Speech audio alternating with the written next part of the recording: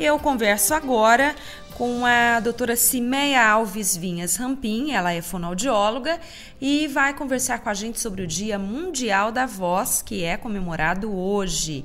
Bom dia, Cimeia, tudo bem? Tudo bem. Cimeia, quais são os principais cuidados que as pessoas devem ter para preservar a sua voz? Ter uma vida saudável no total, alimentação, sono adequado, evitar álcool, cigarro, ter uma vida normal, e sendo que o uso da voz também tem que ser adequado. Então nós temos que ter descanso da voz, não ficar dias ou horas sem falar, mas momentos falando e outros momentos descansando, que são minutos.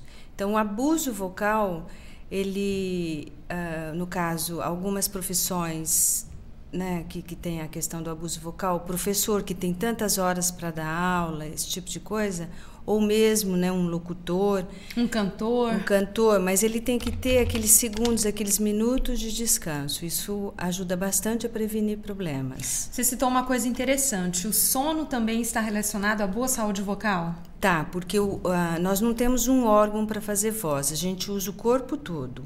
A prega vocal, ela é um dos componentes, não é? A gente precisa do ar respiratório, então eu preciso do pulmão, eu preciso de toda a parte de filtro, que no caso é onde eu faço a ressonância, que é o meu alto-falante, que é a parte aqui superior, então eu preciso do nariz adequado, eu preciso de estar o corpo todo adequado, eu preciso que a minha alimentação seja bem digerida, então eu preciso de toda a parte baixa, estômago, a coluna correta. Então, se eu não tenho descanso, no outro dia a minha qualidade vocal pode estar ruim.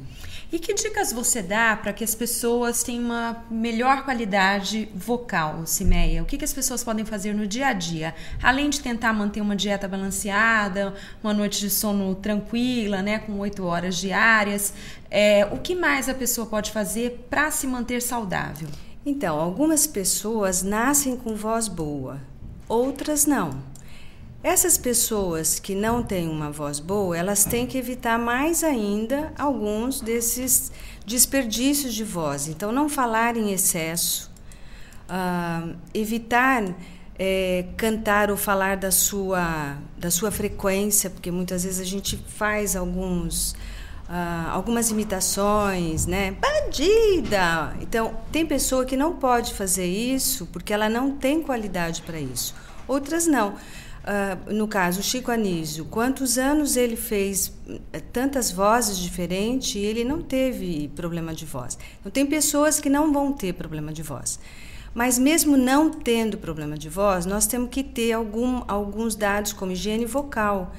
Então, essa higiene vocal tem a ver com a alimentação, o sono, fazer exercícios regularmente, quem é da voz, né, quem é o falante profissional, então ele tem que passar pelo otorrino, fazer um exame, ver se já não nasceu com algum problema em prega vocal, e geralmente passa pela fono, onde a gente E onde é que as pessoas podem aprender a fazer esses exercícios? Então, o exercício, a gente tem que primeiro saber como que está essa prega vocal. Eu não posso passar um exercício geral, porque cada pessoa tem uma prega vocal diferente da outra. É como se fosse uma identidade. Então, o exercício que eu posso falar que é para abrir laringe, como um bocejo. O bocejo é um dos exercícios. Só que tem pessoa que já tem a prega vocal em fenda, quer dizer, ela tem uma abertura. Então, eu não posso só fazer o bocejo, no caso dessa pessoa. Eu faço um bocejo e depois eu já entro com um exercício de impacto, que é para fechar com força. Pessoas que têm abuso vocal, cansaço vocal, nódulo vocal, eu já não posso fazer exercícios onde que essa prega vocal vai fechar com força. Ela tem que fechar suavemente. Então, para cada tipo de prega, é um tipo de exercício. E eu gostaria que você citasse aqui quais são os sinais de alerta que as cordas vocais não vão bem. Então, é a rouquidão por pelo menos 3 semanas seguidas. A pessoa fica dando desculpa, eu estou com resfriado, eu peguei uma tosse. A rouquidão não é para aparecer nunca. 3 semanas seguidas é algo que está mostrando que alguma coisa não está funcionando. O presidente Lula, inclusive, começou com rouquidão, né? Foi. E depois foi diagnosticado com câncer de laringe. Isso. Depois também pode aparecer dor. Ardor é de abuso vocal, agora a dor já está mais relacionada com uma coisa mais grave. Quebras na voz, a pessoa vai falar e de repente fala, nossa, parece que eu desafino quando eu estou falando uma frase, a minha voz ou some ou ela desafina. Então tem alguns dados que a gente vai notando. Então, a gente tem mudança na voz? Tem. Por exemplo, hoje a minha voz está diferente porque é de manhã, acordei há pouco tempo, então ela está mais grave. Mas daqui a pouco ela está aquecida, eu já percebo que ela não vai ter diferença. Se continua muito grave, ou estou com depressão, ou estou triste, ou aconteceu alguma coisa que me deixou dessa forma.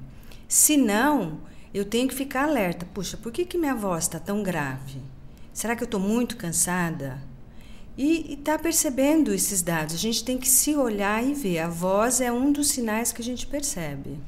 Tá certo, Cimeia. Olha, muito obrigada pela entrevista. A gente não tem muito tempo, infelizmente, mas essas dicas que você já passou já, né, ajuda aí as pessoas a ficarem mais alertas e mais atentas também à saúde vocal, né? Isso. Que, como você disse, mantendo uma vida saudável, com alimentação balanceada, um sono regular, ingerir bastante água, isso tudo ajuda a ter uma voz, né, e manter as cordas vocais saudáveis. É isso. Em resumo, é isso.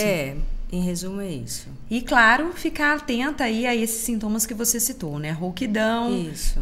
Se a pessoa está desafinando aí na hora de pronunciar umas frases ou perdendo a voz, é hora de procurar uma fonoaudióloga ou um otorrinolaringologista. Isso. Cimeia, muitíssimo obrigada. Prazer ter você aqui conosco. Igualmente. Até a próxima.